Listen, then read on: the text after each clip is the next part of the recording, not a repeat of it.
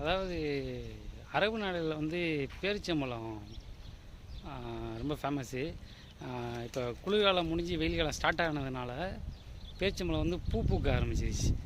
இப்போ அதாவது வந்து ஆண் மரத்துடைய பூவை எடுத்து பெண் மரத்தில் கட்டி வச்சா, அதை வெட்டி அதில் கட்டி வச்சா க்ரோத் நல்லாயிருக்கும், டேஸ்ட்டாகவும் இருக்கும், அதிகமாகவும் சீடு கிடைக்கும். ஸோ அதனால் அதுதான் இப்போ எல்லாருமே இப்போ பண்ணுவாங்க. இது ரொம்ப ஃபேமஸான ஒரு பூ வந்து இதில் கட்டி வச்சுருக்கிறது உங்களுக்கே தெரியும். அந்த ஆண் பூவை எடுத்து அதில் உள்ளே கட்டி வச்சுருக்கிறத பாருங்கள்.